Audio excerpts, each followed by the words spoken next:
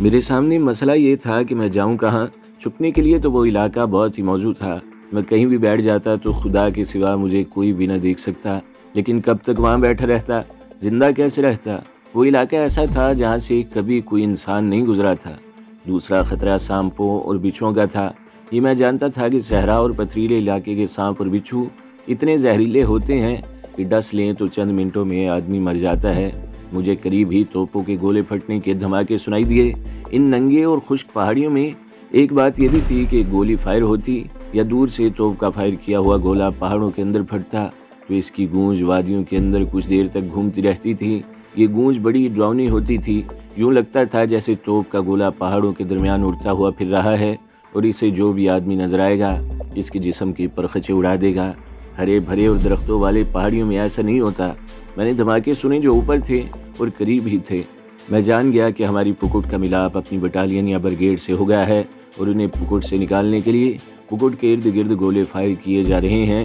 اس طرف اب کچھ بھی ہوتا وہ میرے کام نہیں آ سکتا تھا۔ میں اب ان تک نہیں پہنچ سکتا تھا۔ ایک ہی ذریعہ تھا کہ میں پھر اس پہاڑی پر چڑھ جاتا، دوسری طرف اتر جاتا اور چھپتا چھپاتا ادھر کو بھاگ اٹھتا جدھر بریگیڈ گیا تھا۔ میں نے یوں کرنے کا ارادہ کیا بھی، لیکن اس خیال سے یہ ارادہ دل سے نکال دیا کہ اوپر مجھے پٹھان دکھ سکتے ہیں جنہوں نے ہماری پکٹ کو گھیرے میں لیا تھا۔ انہوں نے تو مجھے چھوڑنا ہی نہیں تھا، کیونکہ توپوں کی گولہ باری سے ان کا جانی نقصان ہوا تھا۔ انہوں نے تو مجھے دیکھتے ہی گولی مار دینی تھی یا اٹھا کر پہاڑی سے نیچے پھینک دینا تھا۔ میں جانتا تھا کہ پٹھان خون کا بدلہ خون سے لینا اپنا فرض سمجھتے ہیں اور جب تک وہ بدلہ نہیں لے لیتے اپنے آپ کو بے غیرت سمجھتے رہتے ہیں۔ خوف اور دہشت نے میری جسمانی اور روحانی توانائی بہت ہی کمزور کر دی تھی۔ اس کے ساتھ مجھے پیاس نے بے حال کر دیا تھا۔ میں منہ بند کرتا تھا تو گلے میں کانٹے چبھنے کا احساس ہوتا۔ میں جوان آدمی تھا، برداشت کرتا رہا اور آہستہ آہستہ چلتا گیا۔ میں نے محسوس کرنا شروع کر دیا کہ میں بڑی تیزی سے بے جان ہوتا جا رہا ہوں اور میرے سوچنے کی صلاحیت بھی کمزور ہو رہی ہے۔ اگر ان پہاڑیوں پر گھاس، جھاڑیاں اور درخت ہوتے تو اس ہریالی کا بڑا اچھا اثر ہوتا، اور اگر پانی نہ ملتا تو میں پتوں سے شبنم کے قطرے چوس لیتا۔ لیکن وہ پہاڑ ایسے تھے جن پر خدا کا قہر برس رہا تھا۔ سورج سر پر آ گیا تھا، اس کی گرمی تو تھی ہی، دوسری تپش خشک چٹانوں کی تھی جو دھوپ میں تپنے لگی تھی۔ میں ایک چٹان سے دائیں طرف مڑ گیا، ادھر بھی ایسی ہی چٹانیں تھیں۔ جہاں جہاں سے ان چٹانوں نے راستہ دیا میں ادھر مڑتا گیا اور پھر ایک جگہ رک گیا۔ مجھے بھیانک خیال آیا کہ میں اتنا زیادہ مڑ مڑ کر کہیں اسی جگہ ہی تو نہیں پہنچ گیا جہاں سے بھاگا تھا، لیکن میرے پاس اس کا کوئی علاج نہیں تھا۔ کچھ سوچ کر میں ایک چٹان کے اوپر چڑھ گیا اور ہر طرف دیکھا۔ ایک طرف تو وہ پہاڑ کھڑا تھا جس پر میری پکڑ تھی اور اس کے دامن میں چٹانوں کا ایک سلسلہ تھا۔ میں نے یہ دیکھنے کی کوشش کی کہ میں کہاں ہوں اور مجھے کس طرف جانا چاہیے۔ کوئی راستہ نظر نہیں آتا تھا۔ یہ کچھ پتہ چلتا تھا کہ میں چٹانوں کی ان دہشت ناک بھول بھلیوں سے نکل جاؤں تو آگے میدانی علاقہ مل جائے گا یا وہاں چھوٹی بڑی ٹیکریاں ہوں گی اور شاید وہاں پانی بھی مل جائے، جو بظاہر ناممکن نظر آتا تھا۔ اس طرف 1.5-2 میل دور ایک اور پہاڑ تھا۔ میں اس چٹان سے اترا۔ یہ دراصل سلوں والی چٹانیں تھیں، سنبھل کر پاؤں رکھنا پڑتا تھا۔ ایک جگہ میرا پاؤں ٹھیک نہ پڑا، ایسا پھسلا کہ میں کلبازیاں کھاتا نیچے پڑا۔ رائفل ہاتھ سے چھوٹ گئی۔ میں گر کر اٹھ رہا تھا تو رائفل میرے پیچھے پیچھے آ رہی تھی، جو میں دیکھ اور سمجھ نہ سکا۔ اس کے گرنے کی آوازوں سے میں بدک گیا کہ مجھے پکڑنے کے لیے قبائلی دوڑے آ رہے ہیں۔ اتنے میں رائفل میرے قدموں میں آ گری اور میں نے اٹھا لی۔ میرا سر چکرانے لگا۔ ایک بار تو یوں محسوس ہوا جیسے خوفناک پہاڑوں اور دہشت ناک چٹانوں کی یہ دنیا میرے ارد گرد ایک دائرے میں گھوم رہی ہو۔ میں بیٹھ گیا۔ اس وقت صرف ایک خواہش اور ضرورت دل میں رہ گئی تھی کہ پانی کے 2 گھونٹ مل جائیں۔ مجھے یاد نہیں آ رہا کہ میں بے ہوش ہو گیا تھا یا آنکھ لگ گئی تھی۔ اتنا یاد ہے کہ وہاں کچھ وقت گزر گیا تھا اور میں اپنے آپ میں ہی کہیں گم ہو گیا تھا۔ میں اٹھنے لگا تو میں نے محسوس کیا کہ میں تندرست جوانوں کی طرح نہیں اٹھ سکا تھا۔ میں رائفل کے سہارے اٹھا اور ادھر ادھر دیکھا۔ سامنے بڑے پہاڑ کی چوٹی نظر آ رہی تھی۔ یوں نظر آیا جیسے پہاڑ آہستہ آہستہ جھول رہا ہو۔ پھر ان چٹانوں کو دیکھا جن کے درمیان میں کھڑا تھا۔ یوں لگا جیسے آگے اور پیچھے والی چٹانیں میری طرف بڑھ رہی ہوں اور یہ مجھے چکی کے 2 پارٹوں کے درمیان آتے ہوئے دانے کی طرح پیس ڈالیں گی۔ میرے منہ سے اپنے آپ ہی چیخ نکل گئی، اللہ یا اللہ۔ میں نے رائفل پھینک کر دونوں ہاتھ آسمان کی طرف کر کے بلند آواز میں کہا، تیری ذات باری ہر چیز پر قادر ہے۔ تو نے حضرت یونس علیہ السلام کو مچھلی کے پیٹ سے نکالا تھا، اپنے اس گنہگار بندے کو ان خوفناک چٹانوں کے پیٹ سے نکال دے۔ یا اللہ، مجھے دھچکا سا لگا، صاف طور پر محسوس ہوا کہ کسی نظر نہ آنے والی طاقت نے مجھے دھکا دیا ہے۔ مجھے خیال آ گیا کہ یونس علیہ السلام تو پیغمبر تھے اور میں گناہ گار انسان ہوں۔ میں اس طرح بیٹھ گیا جیسے مجھ میں پاؤں پر کھڑا رہنے کی طاقت نہ رہی ہو۔ یہ شاید میرے دماغ کی خرابی تھی یا میرے تصوروں کا سلسلہ الٹ ہو گیا تھا۔ میں نے اپنے آپ کو اپنے سامنے کھڑا دیکھا۔ میں وردی میں نہیں بلکہ ان عام سے کپڑوں میں تھا جو میں گھر پہنا کرتا تھا۔ یہ میری شبیہ تھی جو 3-4 سیکنڈ میرے سامنے رہی اور غائب ہو گئی۔ میں نے اپنے سر کو زور زور سے دائیں بائیں جھٹکا۔ میں نفسیات اور ڈاکٹری کے علوم سے بالکل ہی واقف نہیں تھا۔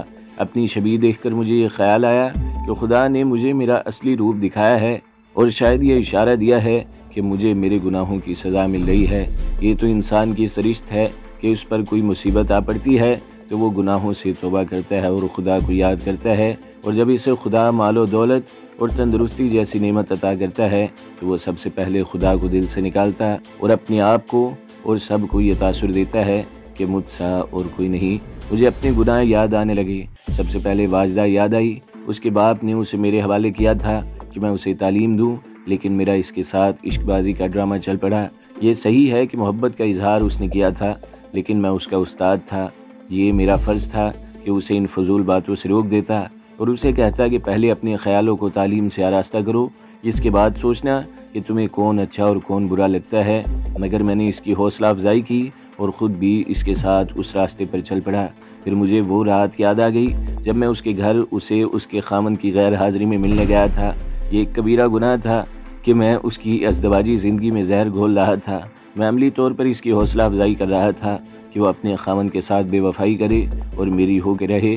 پھر میں نے واجدہ کی اتنی زیادہ حوصلہ افزائی کی کہ اس نے یہاں تک کہہ دیا کہ موقع ملے تو آصف کو قتل کر دو۔ میں نے اسے کہا کہ میں آصف کو زندہ نہیں چھوڑوں گا۔ پھر مجھے عائشہ یاد آ گئی۔ وہ ہمارے مزاروں کی بیٹی تھی، غریب تھی اور اس نے میری ذات میں پناہ لی تھی، لیکن میں نے اس کی مجبوریوں سے فائدہ اٹھایا اور پھر اس نے سسرال اور اپنے ماں باپ کے ساتھ اتنا بڑا فراڈ کھیلا کہ فراڈی پیروں تک نے اسے سچ مان لیا۔ میں نے اس کی حوصلہ افزائی کی۔ اس سے بڑا گناہ اور کیا ہو سکتا ہے؟ اللہ یا اللہ، میں نے انتہائی بلند آواز میں منہ آسمان کی طرف کر کے کہا، میری توبہ، میری یہ گناہ بخش دے، پھر میں باقی عمر تیری عبادت اور تیرے دین اسلام کی تبلیغ میں گزاروں گا۔ میں نے کچھ سکون سا محسوس کیا اور یہ بھی کہ میری توانائی واپس آ رہی ہے۔ مجھے اچانک خیال آیا کہ پانی کی بوتل تو میرے جسم کے ساتھ بندھی ہوئی ہے۔ میں نے بڑی تیزی سے بوتل نکالی، لیکن یہ ہلکی پھلکی تھی۔ ڈھکنا کھول کر منہ سے لگایا تو پورے 2 گھونٹ بھی پانی نہ نکلا۔ اس سے اتنا ہوا کہ زبان اور حلق ذرا تر ہو گئے اور حلق میں کانٹے چبھنے کا جو احساس تھا وہ ختم ہو گیا، لیکن اس کے ساتھ یہ بھی ہوا کہ پیاس اور بڑھ گئی۔ میں اٹھا، شاید یہ گناہوں سے توبہ کا اثر تھا کہ میں رائفل کے سہارے اٹھ کھڑا ہوا۔ یہ امید، حوصلہ افزا خیال بھی آیا کہ خدا نے میرے گناہ معاف کر دیے ہیں اور اب جو بھی ہوگا وہ میرے لیے بہتر ہوگا۔ لیکن میں جب چلنے لگا تو میں نے محسوس کیا کہ میری ٹانگیں جسم کا بوجھ نہیں اٹھا سکیں گی۔ میں جسم کا بوجھ ہلکا کر سکتا تھا۔ میں نے 70 راؤنڈ ایمونیشن اور ایک رائفل اٹھا رکھی تھی۔ جھولے میں بھی کچھ سامان تھا۔ میں سب کچھ اتار کر پھینک دیتا تو 20-22 سیر وزن سے آزاد ہو سکتا تھا، لیکن رائفل اور ایمونیشن کی یہ ضرورت تھی کہ یہ دونوں چیزیں پٹھانوں کو پیش کر کے میں ان کی دوستی حاصل کر سکتا تھا۔ یہ سب کچھ سوچ کر میں نے اپنی کسی بھی چیز سے دستبردار ہونے کی نہ سوچی۔ جسم پر چوٹیں بھی آئی تھی۔ پہلے میں پہاڑی سے گرا اور پھر اس چٹان سے پھسلا تھا۔ سر کو بھی ضرب لگی تھی۔ ان چوٹوں کے اثرات بھی تھے، پھر بھی میں چل پڑا۔ اب کہ میں نشانیاں دیکھتا گیا کہ یہاں سے مڑا تھا، کچھ دور جا کر مجھے بڑی پہاڑی کا دامن نظر آیا اور میں چٹانی بھول بھلائیوں سے نکل کر پہاڑی کے ساتھ ساتھ چلنے لگا۔ سورج کچھ آگے چلا گیا تھا۔ میں نے سوچا کہ رات کا اندھیرا ہونے سے پہلے مجھے کئی پناہ ملنی چاہیے، خواہ یہ قید ہی ہو۔ پیاس کے ساتھ بھوک نے بھی اپنا ظالمانہ اثر دکھانا شروع کر دیا تھا۔ میں سیدھا چلتا گیا۔ جسم ذرا گرم ہوا تو چوٹوں کا درد بھی ذرا کم ہو گیا۔ چلنے کی رفتار کچھ تیز ہو گئی۔ تقریباً آدھا میل آگے جا کر چٹانیں یکلخت ختم ہو گئیں اور کھلا سا علاقہ آ گیا جو پتھریلا بھی تھا اور ریگستانی بھی۔ مجھے ایک اور سوچ آئی۔ میری رائفل کی میگزین میں 10 راؤنڈ تھے۔ میں نے رائفل سیدھی کی، بولٹ پیچھے کر کے آگے کیا، ایک راؤنڈ چیمبر میں چلا گیا اور میں نے رائفل کا بٹ کندھے کے اوپر رکھا اور نالی آسمان کی طرف کر کے ایک راؤنڈ فائر کیا۔ رائفل نیچے کر کے پھر ایک راؤنڈ چیمبر میں دھکیلا اور پہلے کی طرح رائفل اوپر کر کے ہوا میں فائر کیا۔ میں نے یہ 2 راؤنڈ اس امید پر چلائے تھے کہ پٹھان کہیں قریب ہوئے یا جہاں کہیں بھی ہوئے وہ فائر کی آواز سن کر ادھر آ جائیں گے اور میں اپنے آپ کو ان کے حوالے کر دوں گا اور کہوں گا کہ میں مسلمان ہوں۔ اچانک میرا ہاتھ سر پر گیا تو میں کانپ اٹھا۔ میرے سر پر پگڑی نہیں تھی، یہ مسلمان کی نشانی تھی۔ یہ فکر والی بات تو نہیں تھی، میں پٹھانوں کو منوا سکتا تھا کہ میں مسلمان ہوں۔ خطرہ یہ تھا کہ دور سے کسی پٹھان نے مجھے ننگے سر دیکھ لیا تو وہ مجھے ہندو سمجھ کر دور سے گولی ہی مار دے گا۔ یہ ایک نیا خوف تھا جس نے میرے دل کو گرفت میں لے لیا۔ بھوک اور پیاس نے دماغ پر اثر کرنا شروع کر دیا۔ آپ نے صحرا کا سراب سنا ہوگا، دیکھا بھی کبھی نہیں ہوگا۔ وہ میں نے دیکھا ہے، یہ میں آج کہہ رہا ہوں کہ وہ سراب تھا، لیکن اس وقت اسے میں حقیقت سمجھا تھا۔ تقریباً 1 میل دور مجھے ویسے پکے ہوئے درخت نظر آئے جیسے قصبوں میں ہوتے تھے۔ ان کے ساتھ ایک کنواں تھا جس میں سے 5 عورتیں پانی نکال کر اپنے گھڑے بھر رہی تھیں۔ اللہ نے میری سن لی ہے، میں نے نعرہ لگایا اور دوڑ پڑا۔ ان عورتوں نے جو کپڑے پہن رکھے تھے وہ پنجاب کا لباس تھا۔ میں دوڑا تو ضرور، لیکن جلدی تھک گیا، میں دوڑ نہیں سکتا تھا۔ میں نے چلنا شروع کر دیا۔ کچھ آگے جا کر دیکھا تو مکان غائب ہو گئے، عورتیں بھی نہیں تھیں اور نہ ہی کنواں تھا۔ ان کی بجائے 3-4 ایک دوسرے کے قریب گھنے درخت کھڑے تھے، ان کے نیچے پانی نظر آ رہا تھا۔ میں تیز چلنے کی کوشش کرنے لگا، پھر نہ جانے کیا ہوا۔ مجھے اتنا یاد ہے کہ اس طرح کی نیم تاریکی چھا گئی تھی جس طرح کالی گھٹائیں چھا جاتی ہیں اور ان کے ساتھ گرد و غبار کی آندھی آتی ہے۔ میرے پہلو میں اور میرے کولوں پر کوئی پاؤں کی ٹھوکریں مار رہا تھا اور میں آہستہ آہستہ بیدار ہو رہا تھا۔ میری آنکھیں چلے آ گئیں، یہ سورج کی چمک تھی۔ میں نے آنکھیں ملی اور پھر کھولی، میں ہوش میں آ چکا تھا اور مجھے عورتوں کی آوازیں سنائی دینے لگیں۔ مجھے پھر پہلو میں زور سے ٹھوکر لگی، میں اٹھ بیٹھا۔ پہلی چیز جو مجھے نظر آئی وہ رائفل کی نالی تھی جو میرے منہ سے چند انچ ہی دور تھی۔ میں نے آہستہ آہستہ اوپر دیکھا، ایک پٹھان عورت میرے سامنے کھڑی تھی۔ وہ نوجوان تھی، اس کے چہرے کا رنگ سفید اور گلابی تھا اور وہ بڑی خوبصورت عورت تھی، لیکن میں اس کے حسن کو اس طرح نہیں دیکھ رہا تھا جس طرح مجھ جیسے جوان آدمی خوبصورت عورتوں کو دیکھا کرتے تھے۔ اس عورت کے حسن میں جلالی سی کیفیت تھی اور تقدس کا تاثر بڑا صاف تھا۔ اس وقت اس کے چہرے پر غصے کا اور حقارت کا تاثر تھا۔ اس کے دائیں بائیں 2 اور عورتیں کھڑی تھیں، وہ بھی جوانی کی عمر میں تھی اور وہ ہنس رہی تھیں۔ میں نے اپنے بائیں طرف اور ذرا پیچھے دیکھا تو ایک ادھیڑ عمر عورت کھڑی تھی۔ میں پشتو بالکل نہیں جانتا تھا، ان کی باتوں سے یہ اندازہ ہو رہا تھا کہ وہ بہت خوش تھیں کہ انہوں نے ایک فوجی کو پکڑا تھا۔ مسلمان، میں نے اپنے سینے پر دونوں ہاتھ رکھ کر کہا، بسم اللہ الرحمن الرحیم، لا الہ الا اللہ محمد رسول اللہ۔ کافر، ادھیڑ عمر پٹھانی نے میرے سر پر ہاتھ مار کر کہا۔ میں نے پھر بسم اللہ شریف پڑھ کر پوری الحمد شریف، کل شریف اور پھر پورا درود شریف نماز والا پڑھ ڈالا اور ایک بار پھر اپنے سینے پر ہاتھ رکھ کر کہا، مسلمان۔ پھر اپنے ایک ہاتھ کا چلو بنا کر منہ سے لگایا اور کہا، پانی۔ ان چاروں نے آپس میں کچھ باتیں کی، میں بے تابی سے ان کے فیصلے کا منتظر تھا۔ میں شاید چلتے چلتے گر پڑا اور بے ہوش ہو گیا تھا یا شاید سو گیا تھا۔ انہوں نے مجھے دیکھ کر میری رائفل اٹھا لی اور مجھے جگایا۔ آخر ادھیڑ عمر عورت نے اشارہ کیا کہ میں ان کے آگے آگے چلوں۔ میں چل پڑا، وہ چاروں میرے پیچھے پیچھے آ رہی تھی۔ مجھے یہ تسکین ہوئی کہ میرا وہ سفر ختم ہوا جس نے مجھے بے جان کر دیا تھا، اور یہ بھی پتہ نہیں چل رہا تھا کہ میں جا کہاں رہا ہوں۔ اب یہ تو معلوم تھا کہ میں ان عورتوں کا قیدی ہوں اور یہ مجھے اپنے ٹھکانے پر لے جا رہی ہیں۔ مجھے یہ اطمینان بھی ہوا کہ خدا نے میری توبہ قبول کر لی ہے اور نجات کا راستہ بھی مل جائے گا۔ وہ علاقہ ایسا تھا کہ یہ پتہ نہیں چلتا تھا کہ ایک فلانگ آگے کیسی زمین آئے گی، کیونکہ کہیں ذرا اونچی ٹیکری تھی اور اس کے ساتھ سلوں والی چٹان تھی، کہیں کھڈ تھے اور کہیں سے زمین ویسی ابری ہوئی تھی، اور یہ ساری زمین پانی کی بوند بوند کو ترس رہی تھی۔ ان نشیب و فراز سے گزرتے ہوئے اور ایک خاصی اونچی اور لمبی چٹان کے پہلو سے دائیں کو مڑے تو ایک وسیع میدان نظر آیا۔ 300-350 گز دور 5-6 کچے مکان تھے جن کی منڈیروں پر قلعوں جیسی برجیاں بنی ہوئی تھیں۔ یہ عورتیں مجھے وہاں لے گئیں۔ ان مکانوں کے قریب کیکر کے 2 درخت تھے۔ وہاں پہنچے تو چارپائی پر ایک سفید ریش ضعیف العمر آدمی بیٹھا ملا۔ مجھے دیکھ کر وہ اٹھا، اس کے منہ سے پہلا لفظ نکلا، کافر۔ میں نے نفی میں سر ہلایا اور السلام علیکم کہا، پھر کلمہ شریف پڑھا۔ مختصر یہ کہ اسے بھی میں نے پوری نماز پڑھ کر سنائی۔ اس نے مجھے بازو سے پکڑا اور کمرے میں لے گیا۔ واپس لا کر اس نے مجھے چارپائی پر بٹھایا اور ان عورتوں سے کچھ کہا۔ ایک عورت گئی اور میرے لیے پانی لے آئی۔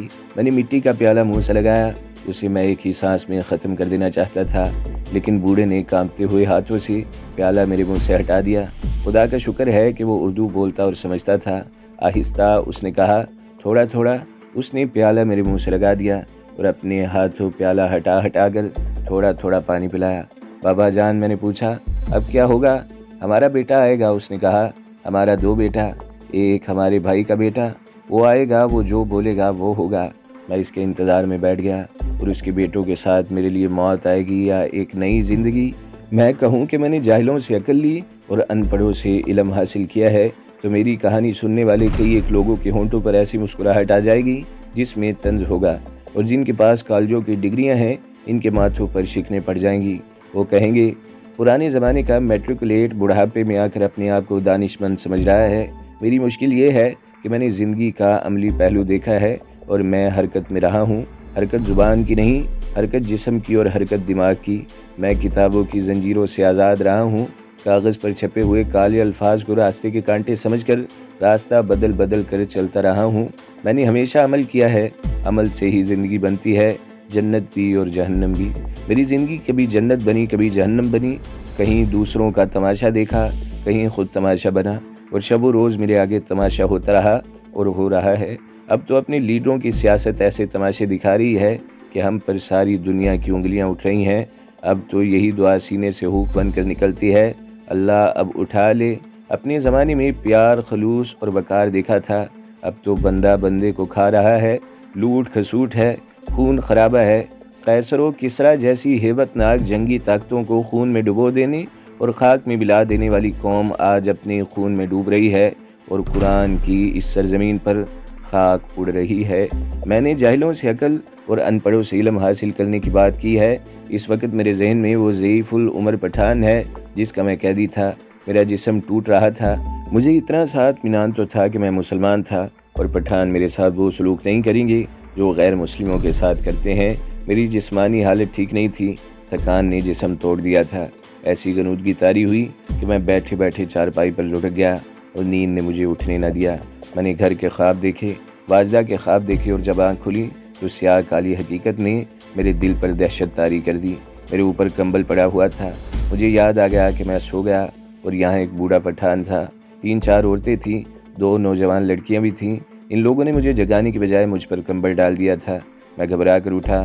اس مکان کے آگے صحن نہیں تھا، اس کے آگے جتنی زمین تھی اس مکان کا اور دوسرے 4-5 مکانوں کا صحن تھا، جو 2-2.5 فرلانگ آگے ایک چٹان تک چلا گیا تھا۔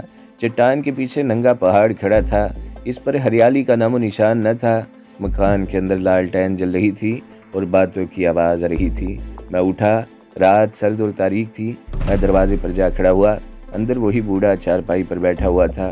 اس کے سامنے فرش پر 3 آدمی بیٹھے تھے، 2 جوان اور ایک ادھیڑ عمر تھا۔ ان کے درمیان حقہ رکھا تھا، 3 عورتیں الگ بیٹھی تھیں، ان میں ایک نوجوان تھی اور خاصی خوبصورت۔ ان سب نے میری طرف دیکھا۔ تم اٹھا، بوڑھے نے کہا، آ جا۔ میں اندر جا کر فرش پر بیٹھ گیا۔ بوڑھے نے پشتو میں عورتوں سے کچھ کہا۔ 2-3 منٹ بعد میرے آگے ایک چنگیر آ گئی جس میں مکئی کی روٹیاں تھیں اور پلیٹ میں چنے کی دال تھی۔ میں تو بھوک سے مرا جا رہا تھا۔ میں نے سب کی طرف باری باری دیکھا۔